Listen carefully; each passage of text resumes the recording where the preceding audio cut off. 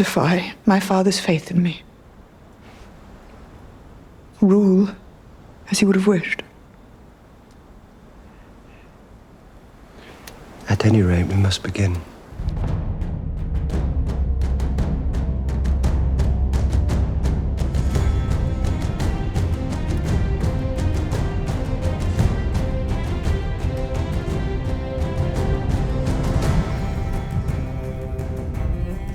Welcome back to the official Game of Thrones podcast, House of the Dragon. I'm Jason Concepcion. And I'm Greta Johnsen. And Queen Rhaenyra is on the throne. It's her first day at work. And good Lord, is it a rough start.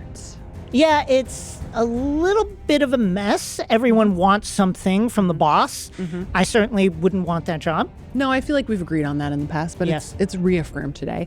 Today is especially exciting because we are talking about episode 3, which is fantastic. It was written by Sara Hess, directed by Clare Kilner, and luckily for us, we have executive producer and co-head writer Sara Hess and executive producer and director Clare Kilner back on to talk to us about this episode. And after that, we'll be joined by Steve Toussaint, who plays Lord Corlys Velaryon, the Sea Snake, to talk about how Corlys is a changed man after the Battle of the Gullet and his decision to leave King's Landing. All right, let's get into it. The start of Queen Rhaenyra's rule on the Iron Throne, this wild, wild time. Is Aemon not flown away, as I promised? Did the guards and the parapets not suffer you to pass? I have done all I could. Will you blame me only for what men have done? Let's start with the cold open, which yes. is the scene we get before the main title and theme song play. And this is pretty unique for House of the Dragon. This is also the moment where we think Ormond just hands over Daeron to Daemon with no problem. Pretty canny move. And one that you imagine Daemon should have seen coming? I am pretty surprised by that in retrospect. Mm-hmm. Yes. Yeah. A little bit of a rush, I think he was in. Yeah. Well, do you think it was just that they had the same hair? So he was like, yeah, you must be a Targaryen. I mean, I think it's that. I also think that he just kind of flew in, assumed Ormond would keep to his word. And, you know, he seemed pretty sincere about it. Like, he put up a little fight, then he pulled out his sword and was like, well, I don't want to do this, but I guess I have to. And the fact that he was so good at lying when giving his word, yeah, I think is something that should give a lot of people on the black side pause that Ormond is going to be a very tough opponent. Yes. Well, I also think, I don't know. I mean, we learn later that this kid is a rando and that they blanched his hair, I believe was how they put it. And I am very curious about the Westerosi hair dyeing process. Looks good. I mean, that's great. A couple of hours in the chair. I don't know a lot about it. You know a fair amount. You know enough to say that. Right? With the tin foil around the locks. I mean, you're in the chair for a while. It did look good. Man, what a reversal. But there's also the opportunity, I think, of your Daemon to paint the High Towers as oath breakers and people who cannot be trusted in the wider realm. So maybe that's a thing that could happen too. After the main titles, we are with Rhaenyra. And the first thing we learn about Rhaenyra's rule in King's Landing is this is a hard job. Everybody wants something. There's no money. There's a million questions, and all the answers have to come from her. Yes. Yes. So yeah, how much of that do you think is a fault of not delegating properly? Because, you know, if she had a small council that she could trust, she could hand off some of these responsibilities. I agree. And if she hadn't alienated her hand, maybe he could kind of take point on that. But this is a bracing first day on the job. She needs to prioritize certain things, and it's a million things coming at her at once. Yeah. I think she should set a meeting like, hey, all household staff, 3:00, all guards, 5:00. Yeah. But it's a lot. And it's a eye opener, I think, for her. Clearly. Yeah. This is a really interesting episode on a number of levels. Let's talk a little bit more about the Daeron problem, because even before she realizes that it's not actually him, she still has to figure out what the hell to do with this kid. I mean, Daemon's right that probably you should kill him. I mean, and you hear how conflicted she is even in her first interaction with the kid who she thinks, the rando, as we can call rando. Let's listen to that. I wish to know what Ormond knew of the conspiracy to deny me my throne. What of Aemond, then, or Aegon? What do you know of their movements? Ah, as you wish. Confine him to a chamber. Coming down!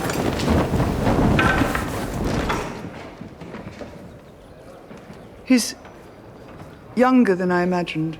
He's a claimant to the throne. You're going to have to kill him. What a way to say that, too. Like, you know, you're going to have to reschedule that appointment. You're not going to make it. You're not going to make it. I mean, what would... You're Rhaenyra. It's your first day on the job. What are you doing with this guy? I think sending him to the wall is actually... Me too. I think it works. I think it's not child murder. Right. But it's also He's out of the taking him way. off the board. He's out of there. And removing the complications. That's what it's for. Yeah, that's true. That's why it's there.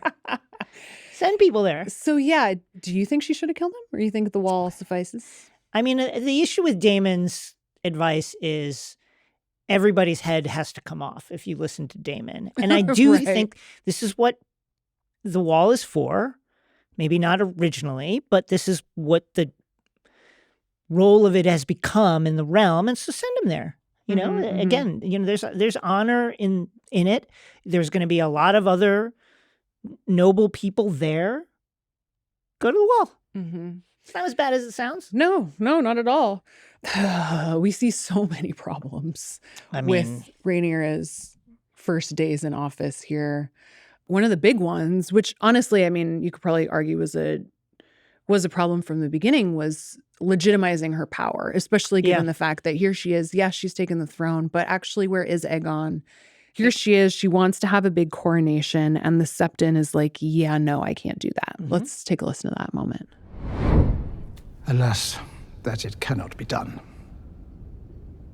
For what reason? Some months ago, I anointed your brother Aegon and declared him the rightful king before gods and men. Yes, Aegon is dead, and I now sit the throne.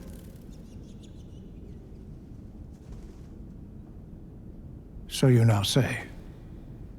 Is it your contention that I am a liar? We have not seen his remains. Nor have the Silent Sisters been summoned to tend to them. You understand that if there has been some kind of error... Oh, there has been no error. I am my father's heir. And the gods themselves decree that I must rule the Seven Kingdoms, have they not? Raised me up and cast the usurper into ruin. That has happened, it is true. How has it happened if they did not will it? A little bit of a pickle here. I mean, first of all, shouts to the High Septon. I know he's being very annoying right now, but he is making a good point that, first of all, there are procedures when a sovereign dies. The body needs to be prepared in the ritual manner. And we don't have a body. You say he's dead, but where is he? I just did this ceremony recently. It would look dodgy to do it again. Well, and yeah, he can't just crown anybody who shows up and is like, I'm the rightful heir. Yeah, 3 weeks later, we've got another one. Yeah. And he says something at the end of this that I think is very important to kind of sit with, which is like, don't make an enemy of the faith. And Rhaenyra needs to understand that the faith is kind of all the people have. They've been starving, money comes and goes, there's war, they can be killed at any time, they have no power whatsoever or political power in the realm. The thing that they really latch onto is the faith. And if you go against that, turn the faith against you, you turn the people against you. Now, maybe you could say, who cares? But over time, it might pay consequences that would be bad for Rhaenyra. Well, it also, I mean, how many, like since season 1, the whole concern was, would the realm accept a queen, right? And so she has to be concerned about the realm. She has to be concerned about it. Now, I mean, we'll see what happens with this. I think she's right in that she needs to be anointed, no? She needs it. Oh, yeah. She needs to be as official as possible Right. in as many ways as possible. I agree. Yeah.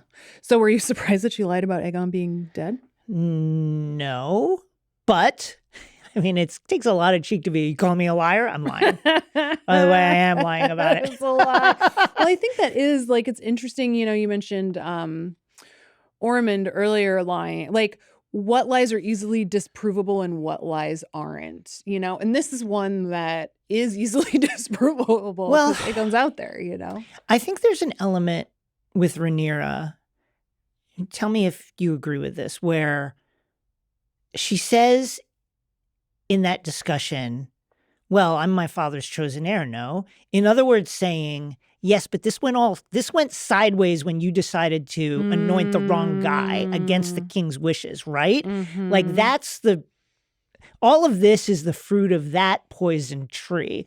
Obviously, she knows she's lying about Aegon Right. being dead. He may or may not be dead Mm-hmm. in her mind. But I think she also thinks, listen, all of this is because the wrong thing was done originally. Yeah. So that I'm lying now She's just righting the wrong. is just righting the wrong. Yeah. Yeah. I can see that. I mean, I think of all the lies that have been lied, even in this episode, this is a pretty benign one. Yes. But it is an interesting one, especially when she is trying so desperately to prove the legitimacy of her claim because it is so easily disprovable, which Yeah. does seem problematic. So Rhaenyra turns to Alicent for advice. I really loved this conversation. I love that Rhaenyra can just like go talk to Alicent because she's in the same house. Her oldest friend. Yeah. Let's take a listen to that. In truth,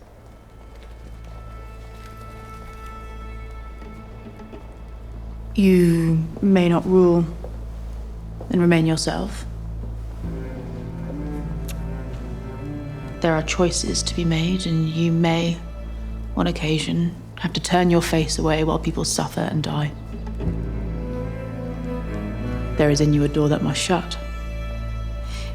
You will do things that your heart would have recoiled from before you came to the throne.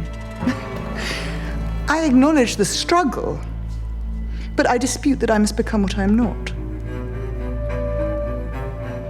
Time will tell. I love that. I'm built different, she says. She really does. Nah. That won't happen to me. It's got to be nice for Alicent to have somebody be like, hey, I recognize that you actually ran this thing for a long time. And some very good advice there. Yeah. You know, if she had brought that to bear in her conversation with Corlys, maybe she would have bent a little bit, right? And done something that she doesn't think she should do right now in order for her to better rule. But I think you're right. It's such an interesting conversation, but also like this is the kind of, she can't depend on this support also. Like that's priceless advice, but this is someone she has to send away at some point. Right. She can't put Alicent on her small No. council. I mean, that looks, you want to talk about it, looks terrible. This conversation looks terrible. Yeah. The thing I worry about with the whole, like, there's a part, the door inside you must shut is then where's the line? Like that feels like such a slippery slope because then why don't you kill Daron? You know, why don't you let the people starve? That's what I worry about, especially with someone like Rhaenyra who's in such a tenuous point, especially the grief she's having. Yeah, I mean, that's the thing. Guilt.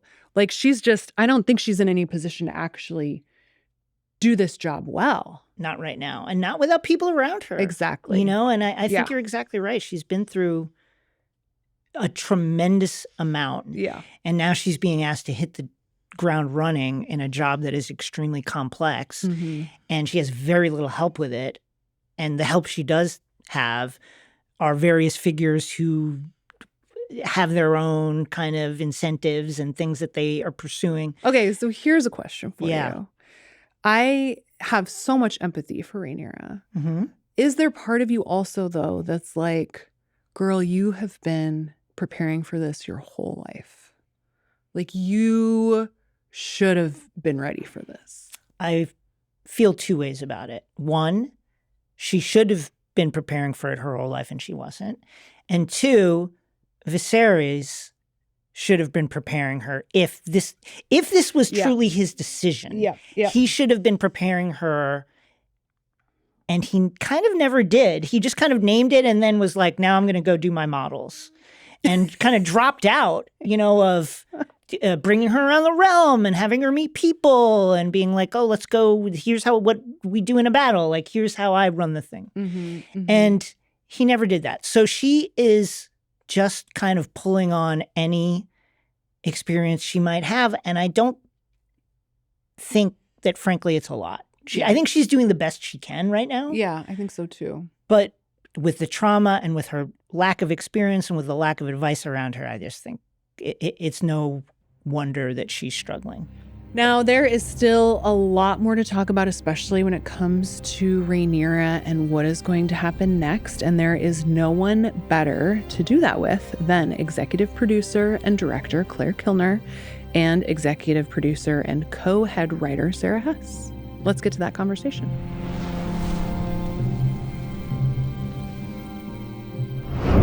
Sara, Clare, thank you both for coming back on the show to talk with us about episode 3. My pleasure. Our pleasure. Nice to be here. I don't want to speak for you. It's a pleasure for me. It's my pleasure too. You mentioned last episode that everything's great. Everything's great. Everything's great. Yeah. And it's a little bit more complicated than that. Talk to us about, the ideas that became this episode. I would be lying if I said we didn't think about the West Wing a little bit, thinking about it. But it was kind of, we had these two, sort of big giant episodes that open up this season with the Battle of the Gullet and then, the taking of King's Landing. Those are, huge action-packed, massive set pieces. And we did want to change gears a little bit once we got into the Red Keep and sort of, I think it appealed to us to, try to then make sort of a chamber drama and one that was, from one person's point of view and sort of make it, tense and active, but much smaller in scope. And the problems of rule, you get in and Rhaenyra was not expecting to become queen on this particular day, right? She's the Battle of the Gullet happened and Jace is dead and she's just in bed and it's like, oh, you got to go do this right now because Alicent opened the doors and we have 2 hours. So you got to go do this. But like there wasn't any, up till the moment that Alicent shows up on Dragonstone, Rhaenyra's timeline was, oh, I'm going to have to like prosecute a war and my dragon riders are going to go and burn a bunch of enemy armies and, we're going to have to occupy and then we're going to have to do a thing. And then all of a sudden it was just like, oh no, we're just there. So we were kind of thinking it was like the abruptness of getting into the castle and being like, oh, I don't actually have I haven't planned my administration. There's no handoff. I don't have anybody, I don't know who's on my council. I haven't thought ahead to, how I'm going to actually rule all my problems until now have been like, how many get there? And then all of a sudden I'm there and it was way faster and and they took all the money and you just wake up and you thought, I remember Ryan was saying, this is generally where the show ends is like, and then she took the throne and she's the queen now, but it's like, actually what happens the next day when you wake up and there's like, oh, there's a fuck ton of bureaucracy that you have to deal with and nothing's Also what you rats. want. And rats and literally, I mean, we were joking about the drapes, but literally you have to take down all the banners and switch everything over and which of the servants hate you. And just we were interested in just like the problems of rule. And so part of the episode too, and we all talked about this, we went out to dinner with Emma and we all talked about it, is just like Rhaenyra also trying to figure out who are you once you've gotten your wish. So you now have to figure out who you are and who are you as a ruler? Who are you once you get power? Like if any of us got ultimate power, you could do whatever you want. It's like, well, what do I actually want? You have to redefine your values and kind of figure out, how you're going to go forward. And like, we liked the idea of it being an absolute crash course and just, you're unprepared. It's your first day. It's that nightmare where you show up and you didn't study for the test. It's like, fuck, and I think Claire really went with it's a driving, she never stops. Our idea was she never stops moving. Yeah. Every scene is the next, at the end of every scene, someone's going, oh, I need you over here. So she never gets to sit down or like think about anything, you know, and like in the script, it's like at the end of the day, she's had all this stuff. She finally sits down in a room and like there's a knock at the door and Alicent walks in. It's like you can't ever like get a second to yourself because now you're the boss. So that was kind of the idea of it. And also, you know, and she's still dealing with, you know, the death of Jace and all this grief and having killed Otto and like, who is she? And there's no coronation, you know, she needs a coronation. There's no coronation.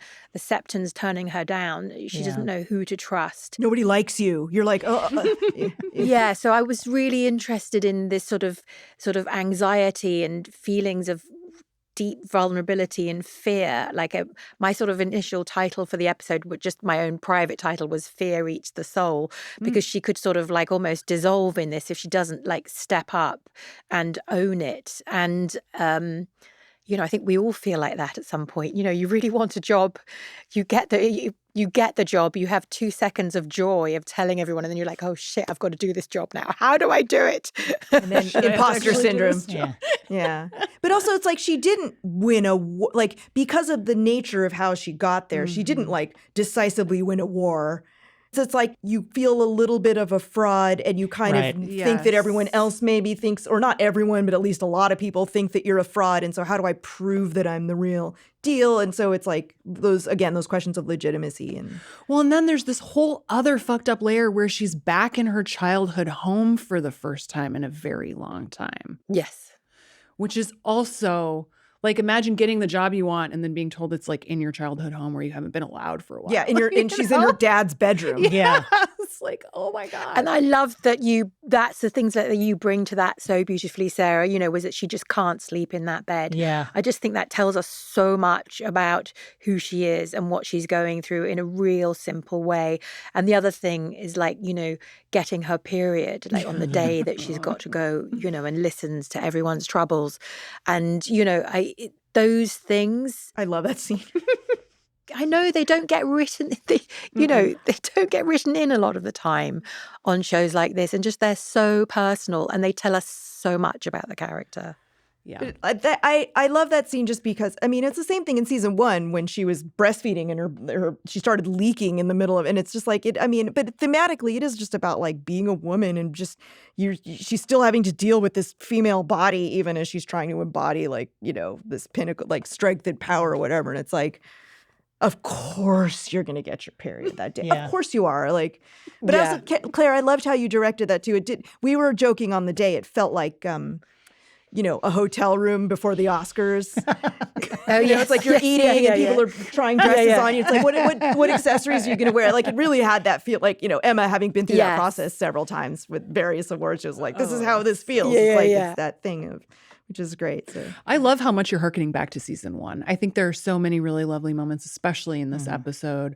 But I think about that in episode 2, also with being back in the throne room and Viserys taking that long walk. And I think to remind viewers how far we've come at this precise moment in time is super powerful. We definitely do think about that a lot, sort of echoing what was set up and then, you know, how does that pay off? And it's like, you know, at the end of the day, there's all this, it's a war and it's, you know, as you said, palace intrigue, but it is the story of a family. And it's like, it's like, this is her family business and this is her, you know, where her dad lived and died and fucked her best friend. Like, it's just like a lot of, you know, but it's also great for us just because we have a standing set. So it really is just like that room is there and has been there for the last, you know, however many years it is. So you go in there and like, you know, we as artists, I think, like you feel all the things that we have already done previously in that room. Like we feel the weight of that too. Like, oh, you know, Patty was here and we did that, you know, we did these scenes. And Patty so like Considine, who played Viserys, yeah. So it does, especially that Red Keep set, I think, is very evocative. Yeah, like the shadow of her father and how he dealt with things is such a huge pressure on her. And, you know, on the other hand, there's Daemon sort of luring her in like a different direction. And I think she feels really, you know, divided and then also trying to find her own self and what, you know, what she stands for. And there's that really excellent scene where Alicent sort of calls her out on that and says, you cannot rule and be true to yourself. You're going to have to make difficult decisions that really will change who you are. Yeah, that was such an amazing moment. I was wondering, having been on TV sets a little bit, you often, it's the executive producers very often who are at the final up, down, yes, no on every decision. Do you like the red lamp or the blue lamp? The animal wrangler is not here. I was wondering, was it cathartic at all to film a scene like this in which this person is being bombarded with every question, great and small? Well, it's like she's a director, Rhaenyra. It's like everyone's running after her going, what do you want me to do? No, I don't know. Yeah, exactly. Yeah. Figure it out. Like, yeah. That is what it's like for you on set every day. Oh, yeah. Yeah. I love it, though. Yeah. I think you have to be a director, because it's like at that point, we as the writer get questions here and there, but you're just like 200 people are chasing you all day long. Yeah. But the joy of doing this show over and over again is that I actually love all those people as well. Actually, we have a relationship, and they're like a brilliant crew. They are like top of their game. Every single person there, Richard, who sprinkles the leaves and makes sure there's a little bit of, wind and there's sort of particles in the air. Everybody, you just don't have to tell them twice. They're already one step ahead. So it's very special, this show, in that way. We love the decision, the sound design decision to put you in Rhaenyra's head with so much of this, so you could feel the stress rising and lowering and the kind of surreality of walking through, as Greta said, her childhood home, and then hallucinating her son walking the halls. Talk to us about that decision. Well, I think we really wanted to get into Rhaenyra's head, and we had a few different ways of doing that. One of them we really worked up with Sean, the A-camera operator, and Ren, the focus puller, which was to be sort of around the back of her head, around her ear, around her face. So we really were feeling like we were with her, seeing what she was seeing, and at times losing focus on what she was seeing. So we'd really just be focusing on her ear, on the back of her neck, and sort of like trying to be in her head. So, and then when we were on the ear, I was thinking I really want a sound to sort of like pull those moments together and them to sort of punctuate the scenes as we go through. And I was talking to the sound designer about what it could be. I didn't want it to be completely sort of like ringing in her ears or something. But then we was thinking about it should be like almost the sound of a dragon, like calling her from the future, maybe. So that's how the sound started, and we just evolved it and really wanted to make something quite amorphous and that you couldn't quite tell what it was. But in our heads, that's what it is. I think it also, it was not my initial, it wasn't, it's not in the script, and it was something that you started coming up with. But I do think we did have conversations about it, and it was also a way to just remind us that this character is carrying a lot, because it's like it's very active and they're dealing with, things that are right in front of her. But it's grief and anxiety and all those things that she's not going to come out and talk about necessarily with anybody, but it's like the things that she's carrying and, around. So it's a good embodiment of that, while she's acting like she's cool, but and that feeling that you wrote in there, Sarah, that something's not right, that she's got this feeling that something's not right all the way through. And, of course, there's a million things that aren't right, but there's something deep there that she can't quite, put her finger on. It's like another shoe to drop somehow. It's like I'm here, but I don't feel it doesn't feel like I feel like something's going to happen, Yeah, there's such a sense of unease in this episode. And also I think you're seeing her ascendancy, but also there's an unraveling at the same time where you're sort of like, can she do this? She be okay? Yeah. Are you okay? Well, and she needs people around. She doesn't have nearly, you talked about if she had time to really plan out what an administration would look like, but she's not working with much at this point. Yeah. Yeah, I think she does feel very sort of isolated in her, I don't want to be super gendered about it, but there is that imposter syndrome thing. And especially knowing that people didn't want you in the throne because you are a woman. Right. So fighting that feeling all the time, and then just, feeling like you're playing catch up all the time and that everyone maybe has the answers more than you. You don't know where your gold is. Somebody does, but it's not you. Right. You know, and she's got her advisor. She's got Miss Arya. You know, she trusts Miss Arya. She trusts Daemon to a great extent, but it's like I do think she does feel very alone in her personal preoccupations, and like she's thinking no one knows what it's like to be me and to, you know, be in this position, which, you know, to her credit has in the history of Westeros, you know, to that point never happened before. Right. So it's like I'm the first one, and there's that pressure of being the first. Well, let's talk about her advisors, and the cupboard is quite bare at this moment with the small council, and whether she realizes it or not, she's kind of been buffeted by this class warfare that's happening. Miss Arya certainly is promoting the idea that we need to think about the small folk, we need to think about their well-being and get them on our side,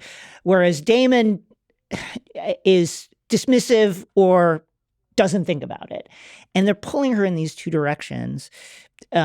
Talk to us about bringing this theme to life and how you approached it. I mean, look, I think it's an age-old theme, which is it's in T.H. White, you know, the Once and Future King. It's might versus right, you know, and it's like they have massive dragons. They have, you know, our analogy for nuclear power. It's like you could just own the whole world and, you know, everyone else can suck it, right? Or are you actually going to try to sort of do right by people and prove that you deserve to be there in ruling and like by being a judicious. And, you know, we took a lot out of the fact that like, you know, Viserys rejected, you know, he says in season 1, like it's more power than we should have. And I think that's thematically for us important, like going forward and within it too. It's like people shouldn't have that much power. Like you shouldn't be able to push a button and kill millions of people. You just shouldn't. Yes. Like people just shouldn't have that much power over other people. And what is it going to do to you? And then you know, she is making that decision of like, do I just do whatever the hell I want? Right. You know, and like enjoy myself, or do I try to, you know, do things for other people? And I do think Miss Arya isn't a bleeding heart. I don't think Miss Arya is like, oh, you need to be nice. I think Miss Arya very astutely, and this is the same point of view that Otto Hightower had, which is the people have to like you. They have to get you on side. Like Otto, you know, he was furious when Aegon hanged the rat catchers because he's like, what are they thinking, right? And he orchestrated the funeral procession, which Claire directed incredibly in season 2, because of that. He's thinking about like, you have to show the people that, you know, you are their king and that they should love, you know, not if not love you, like accept you as the person who's ruling them. And so Miss Arya is saying, you know, not you need to like take, you know, be nice to poor people, but like you need to you need to work on your acceptance and your legitimacy. And at the end of the day, you don't understand the power that you're fucking with if you disregard the people, even though you have dragons. It's like, that's not going to solve all your problems for you. And like, do you try to do the right thing, or does it, you know, or is whatever you do right?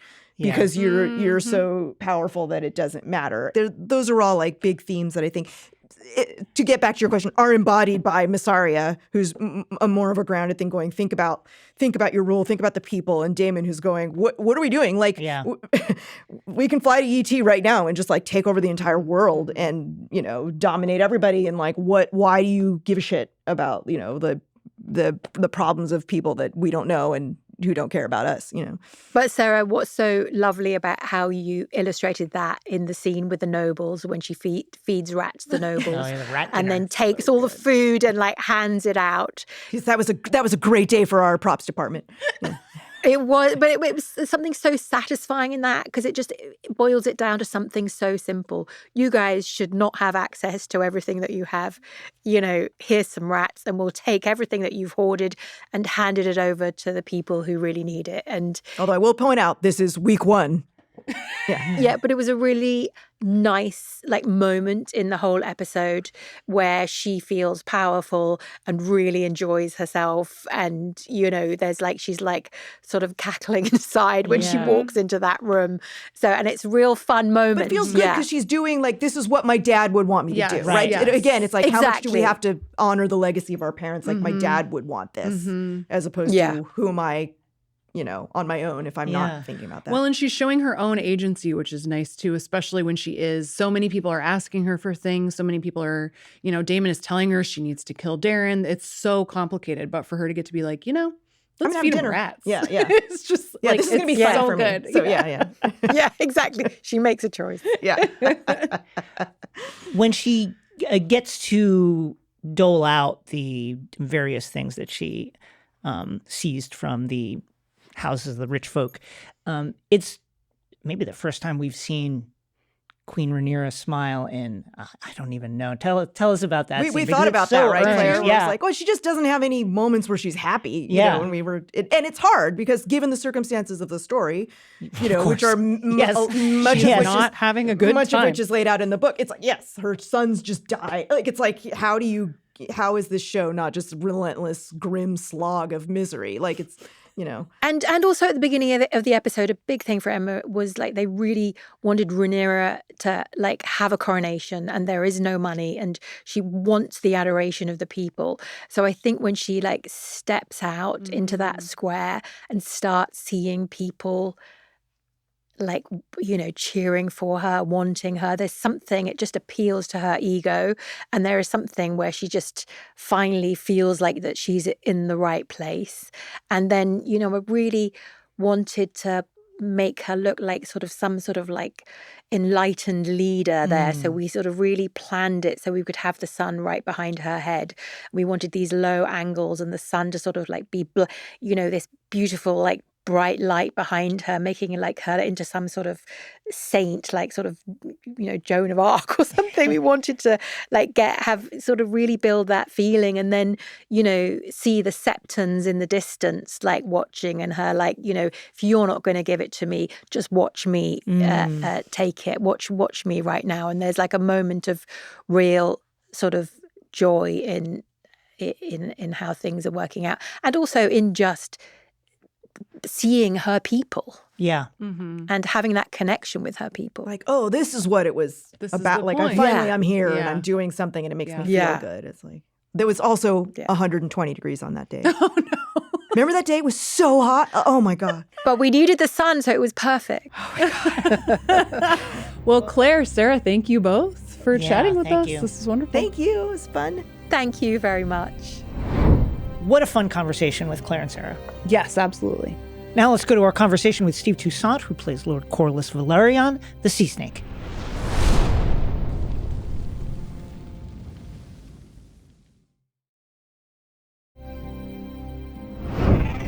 Steve, thank you so much for coming back on the podcast. Oh, thank you so much for inviting me back. I'm so happy to be here. Thank you.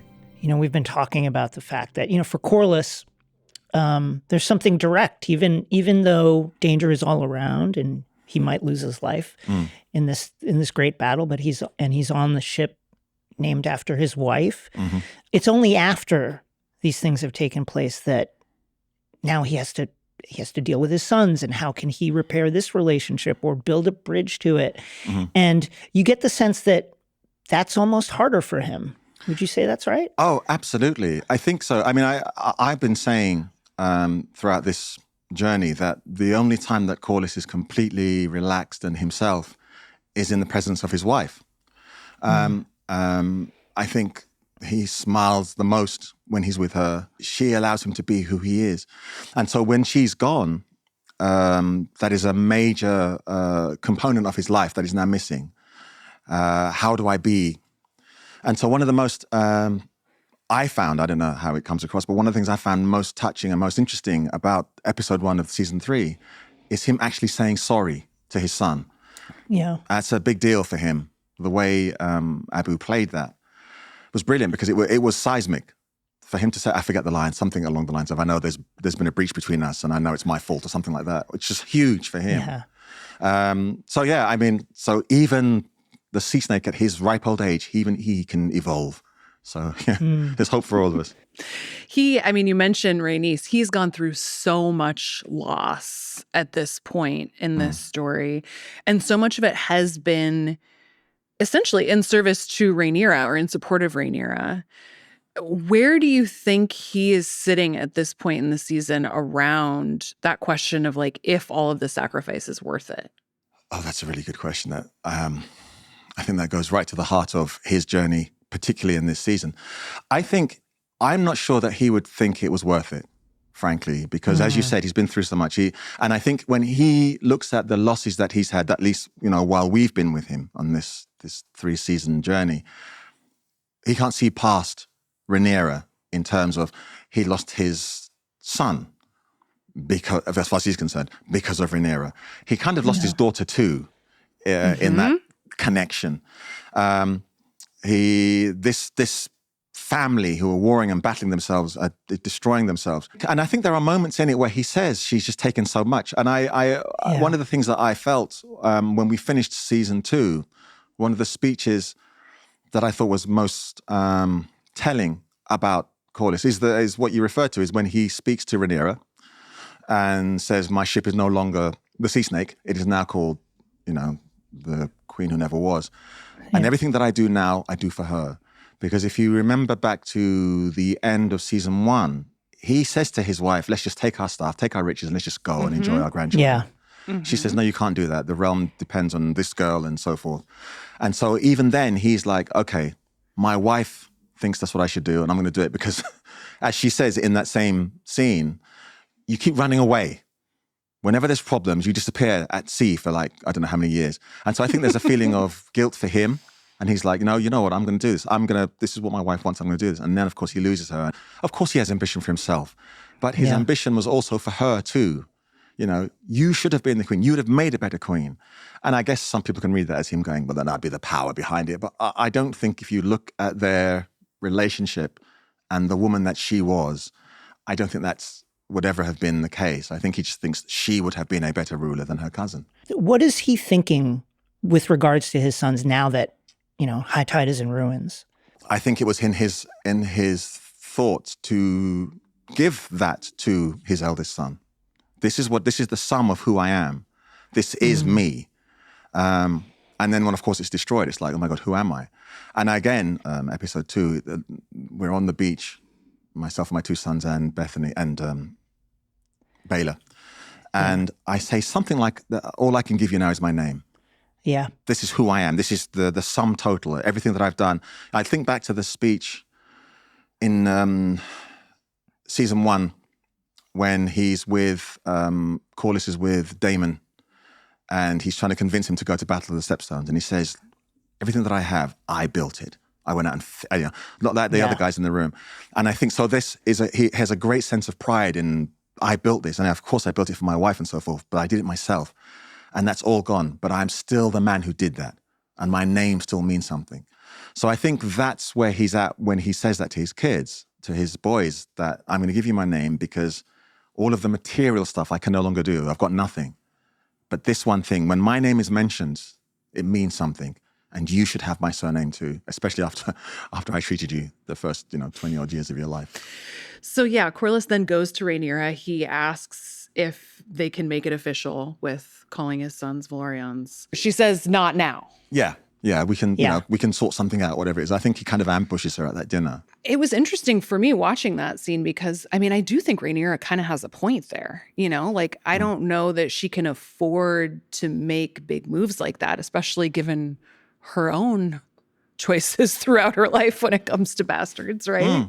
Yeah, it's a very interesting dilemma for her, and that's one of the reasons why I like that story and I like that storyline, because it is easy to see both points of view.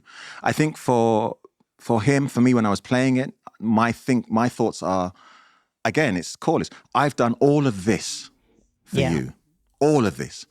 I have lost more than most, and all I need you to do is say that these are my sons. That's it. I'm not asking for anything else. I don't need money. I don't need land.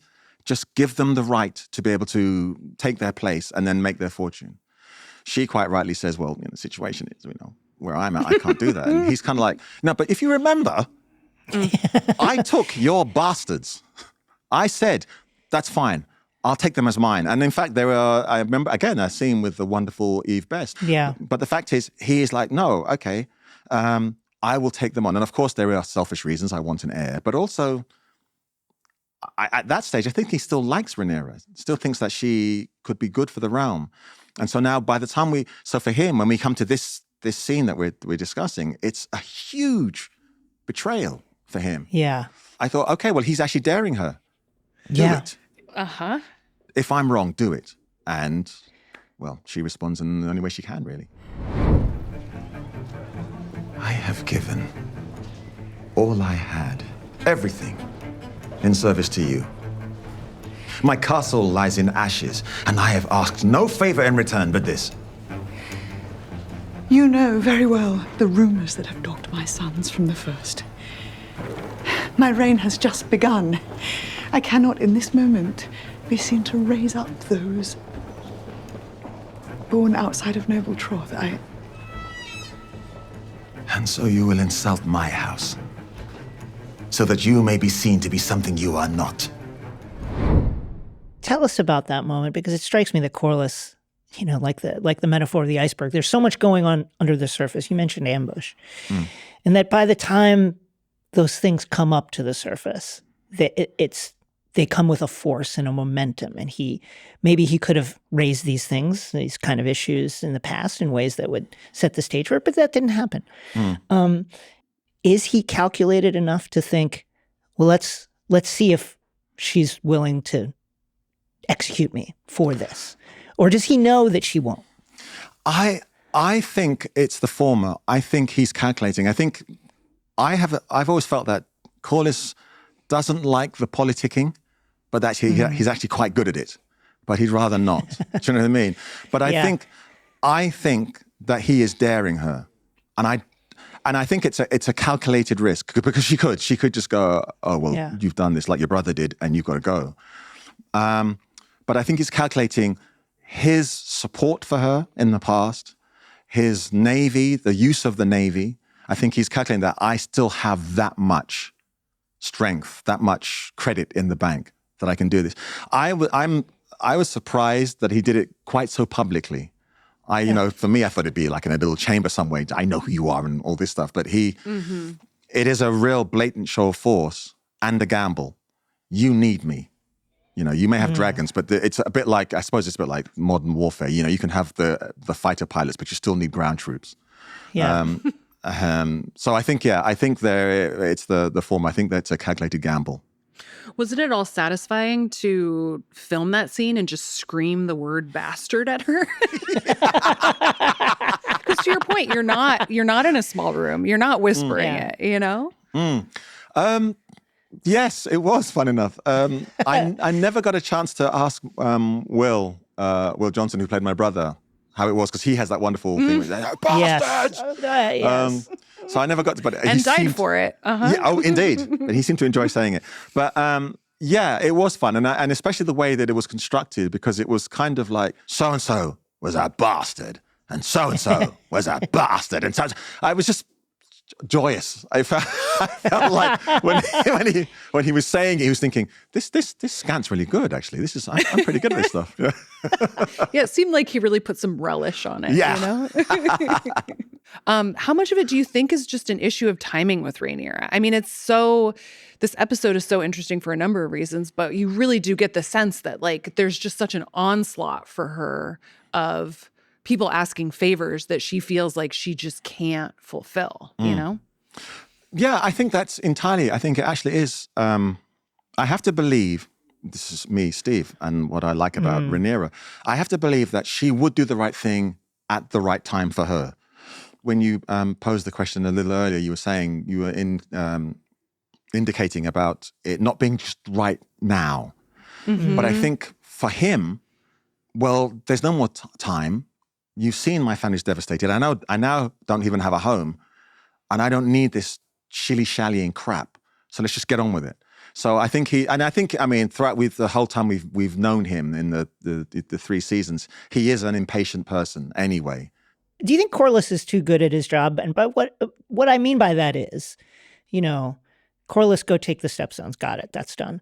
Corlys, go blockade the gullet. Got it. That's done.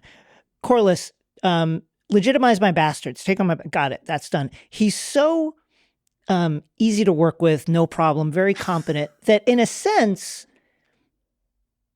Rhaenyra almost forgets how important he is because there's never any friction. Would you say that that's the case about Corlys?